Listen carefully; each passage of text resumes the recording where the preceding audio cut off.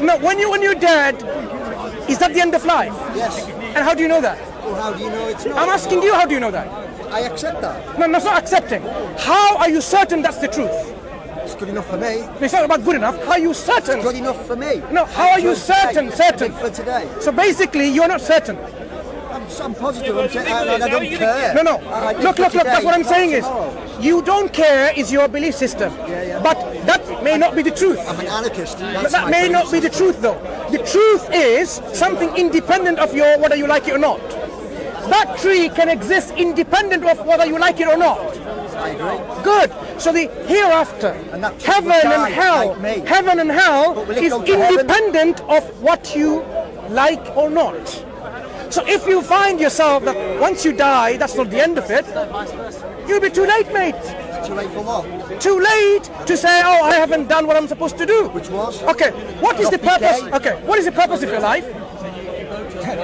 My country is the world, my religion is to do good. How's that? What is the purpose? Thomas Paine, English philosopher. No, what is the purpose of your life? Just told you. I'll follow him. Who decided that purpose for you? Free will? No. If I say my purpose is to be nice to everyone, and somebody says my purpose is to kill everyone because I don't like people because of what happened to me, people can make up their purposes, but it's not a purpose that has been made by the one who created you. So you're talking predestination? So who created you and the universe? You're talking predestination? No, I'm asking you, simple, who created you and the universe? The Big Bang, who knows, who cares? It's not about who cares, who created it? Well, which God do you want me to choose? No, you have to be certain. Well, which God? It's not about which God. You cannot claim who cares, because who cares is actually being arrogant enough to say, I don't really want to know the answer. Who cares is being arrogant and stubborn at the same time saying, I'm not interested in the answer. But if you are created for a purpose and you don't fulfill that purpose, when you confront yourself in reality after your death, you will have nothing to justify your belief. And how about you will be in a mess. How about Neolithic man? No, you will be in a mess. Were they Muslims? Wait, slow down. Slow down. 350,000 years. Wait. They've been like Homo erectus before that. Look. So now you are now coming up with some support from these evolutionary models, right? That's what you're saying. Where did matter come from? Who created matter? Matter cannot create by itself. Imagine matter created by itself when it was nothing. While it was nothing, it created itself. It makes no sense. You are an intelligent person, and you should very well know that something cannot create itself while it was nothing. So this matter that is all around giving you pleasures, where did it come from? We say it was created, originated by a creator for a purpose. We just need to use our mind, our intellect, and our common sense, common sense. Neolithic men, will they all be in heaven then? Even though that was these Neolithic men, what do you know about them? How do you know about them? Well, fossils. No. What you have is remains of certain teeth or a bone here and bone there. So you don't believe in dinosaurs, basically? Dinosaurs didn't walk the earth. Slow down. Dinosaurs or any other creation, these are creations of God. Human beings, in whatever form they were, in your belief in early system, creations of God.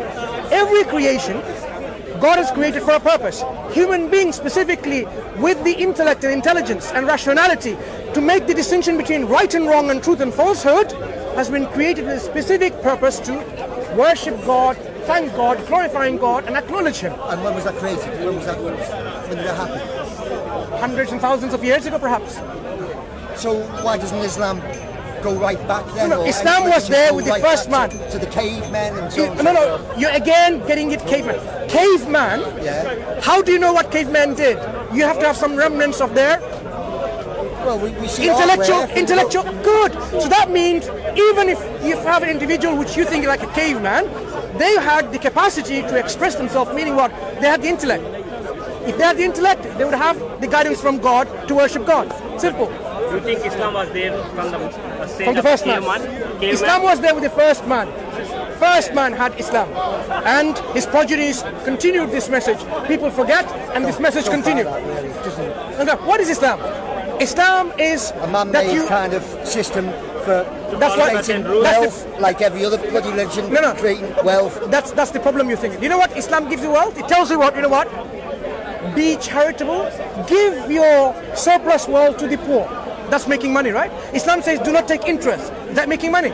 Islam says if you have a land that you don't cultivate, the state takes it away from you and give it to someone who can use it and utilize it. And Islam says, look, you cannot exploit others in your business and transaction. Be just even if it's against you. That's making wealth. Okay. So, if You have really misunderstood my friend Islam. Perhaps, maybe. My friend. When was I disputing science? You march under the crescent moon then. So basically, Wait. well, Islam marches under the crescent moon, yeah? Well, on their flag, they've got moons. Listen. So This is what's where, that about? let me explain to you first. Islam doesn't worship a moon or the sun.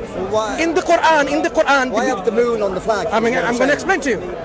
In the Quran, just to lay down the scene first, it tells us very clearly in the Quran, do not worship the sun or the moon, but worship the one who created them both. Worship God who created them both. So don't worship anything of the creation. Why on your flags, on your banners throughout Islam, do they have the moon, the crescent moon? I am answering. That's why I am answering, yeah. right? There are many Muslim countries. Yeah. Are you saying all Muslim countries in their flag has a moon? Well, many do, and it's quite Wait. standard. It's important to understand that. Let's concentrate on the ones that do then. No, it's important to understand. If moon is something that is something essential for us, then it should be in all of the flags. The fact that it's not, it tells you like, oh, it's some people's choice to put a moon in the flag. It For started. some reason that Yes. Muslims decide to put Yes. a moon It on the started- flag. I'm asking why should that be? Maybe You've even asked the me. man in the moon, I don't know. You've asked me 3 times already when I'm about to answer. Go on then. Right, thank you. It started with when, in early times, when Islam was expanding. The way when it's opening up new lands, so it didn't just destroy the places of worship as it opened the lands. For example, say Islam went to Egypt, and there were a lot of Coptic Christians. Did it just go and demolish all churches? No. What did the churches have? The churches had a cross, a crucifix. Okay? So how do you not demolish a building, but still make it a place of worship for the Muslims, but identify that it's not a church? You remove this cross and put something symbolic that they know that it is not a Christian place of worship. So Why not a star? Why not a rainbow? Listen, why not? look, Why a moon? is I what am I'm saying. telling you, I know it's been patient enough. We go by our monthly calendars, by the lunar calendar. You know, England here, or everywhere in the world, they follow the Gregorian calendar, okay, which is based on the sun, movement of the sun, isn't it? The solar calendar. Islamic months, the system of counting months and days and years, is based on a lunar calendar. So they took the symbol of the moon to say, okay, this is the symbol that we're going to use when we go put places of our worship, so people know that this is an Islamic place of worship. They could have put a symbol of anything. You know what? Imagine they put a symbol of a heart. That that would and then some people later may still question, why they put a symbol of a heart? Why not a whatever, right? You can always question it. It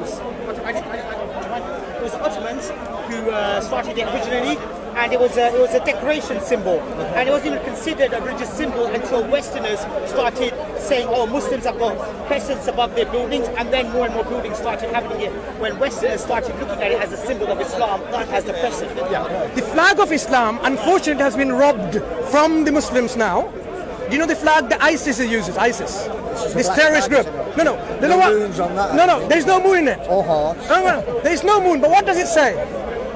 There is an Arabic writing says, La ilaha illallah, wa la ilaha illallah Muhammad Rasulullah. There is no God worthy of worship except Allah, and Muhammad is a messenger of God. That is the flag of Islam.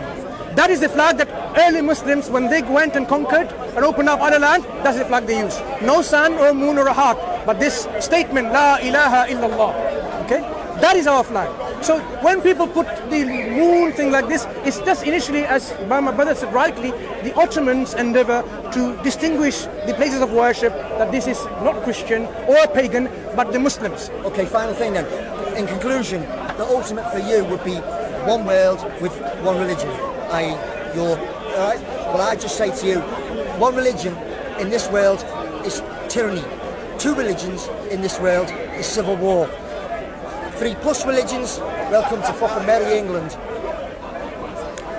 If you have a system where everyone opts and It's chooses tyranny. One religion, tyranny. No, let Two me- religions, civil war. You see let it, me- Catholic let me- peasants, Sunni Shia. let me show More you. religions. Let's understand logically. Freedom. Let's understand logically, right? Yeah.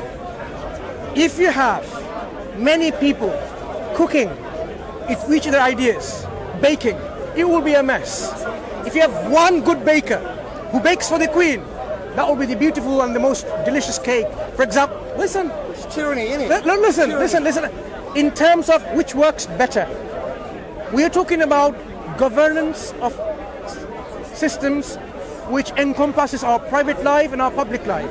How we interact with other people. How we see people who are gay, for example. I love the diversity. Look. End up where you are. Let's understand that. You have to have a system where it incorporates every people with their different mentalities. It has to cater for all of them. If you have a system where everyone's making out their law left, right, and centre, one day you say, I believe in democracy, next day I believe in fascism, you'll be a chaos. But if you have a system where everyone says the best law, the best guidance, the best rule is the one who knows us best, is the creator, then you say, what's the problem? What's the problem? We'll end it at that. Take care. Take care, my friend. Says, though, isn't it? What kind of laws?